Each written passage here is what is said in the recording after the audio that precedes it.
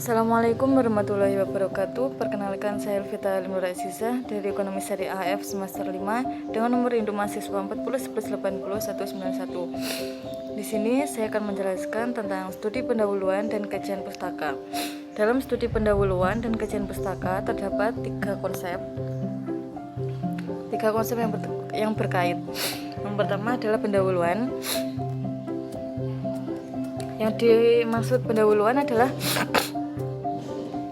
bab pertama dari karya tulis yang berisi jawaban apa dan mengapa penelitian itu perlu dilakukan.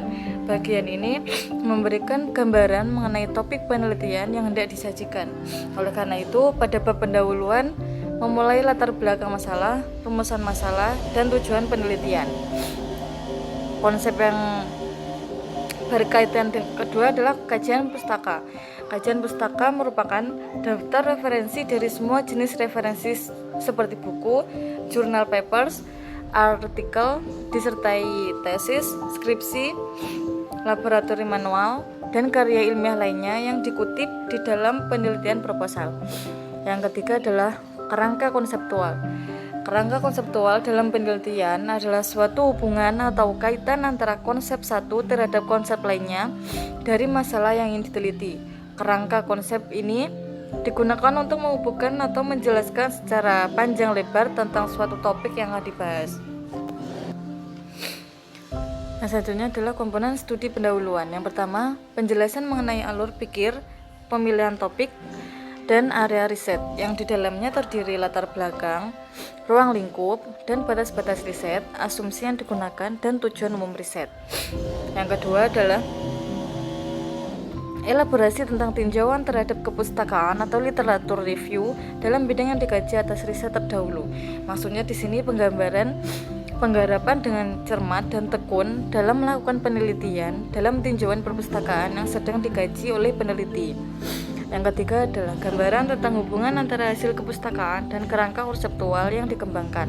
Maksudnya di sini pada studi pendahuluan, hasil penelitian diambil dari hasil perpustakaan yang dikaji, dari hasil teori, di mana teori tersebut diambil dari kerangka konseptual yang sedang dikembangkan secara bersamaan. Yang selanjutnya adalah komponen kerangka konseptual.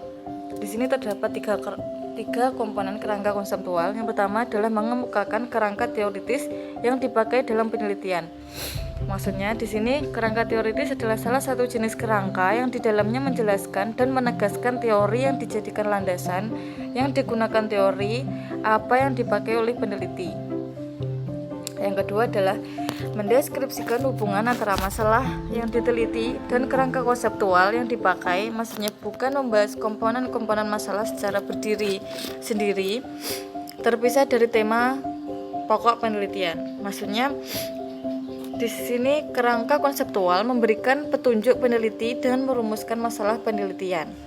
Yang ketiga adalah menjelaskan hubungan antara kerangka teoritis dan penelitian terdahulu. Maksudnya di sini karena kerangka teoritis itu didapat dari banyak pendapat yang telah diuji dahulu dengan kebenarannya sehingga berlaku untuk umum, makanya sebelum melakukan kerangka konseptual menghubungkan antara kerangka teoritis terlebih dahulu dan penelitian terdahulu. Yang selanjutnya adalah komponen kajian pustaka. Yang pertama ada komponen melakukan theoretical mapping atas karya terdahulu atas tema yang sedang diteliti dan bukan sekedar menjelaskan komponen pada tema secara berdiri sendiri. Konsep yang kedua adalah menggambarkan theoretical mapping atas karya terdahulu tersebut baik dalam ranah subjek maupun lokasi peneliti. Adapun yang terakhir adalah contoh kerangka konseptual. Di sini saya mengambil judul agama dan ekonomi.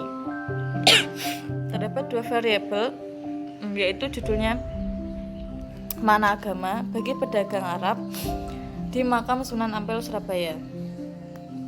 Di sini terdapat dua variabel, yaitu agama dan perilaku ekonomi.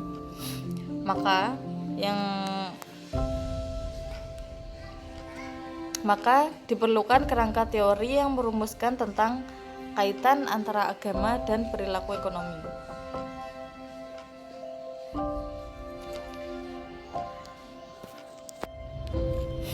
maka diperlukan kerangka teori yang merumuskan tentang peran pemahaman agama dalam mengarahkan perilaku seseorang dalam berbisnis. Untuk dapat memperoleh penelitian yang sesuai dengan kerangka konseptual, maka diperlukan pemahaman teoritis tentang agama dan mengarahkan perilaku seseorang dalam berbisnis. Sekian penjelasan atau presentasi dari saya. Billahi taufiq wal hidayah. Wassalamualaikum warahmatullahi wabarakatuh. Mohon maaf jika banyak kurang dan lebihnya. Wassalamualaikum warahmatullahi wabarakatuh.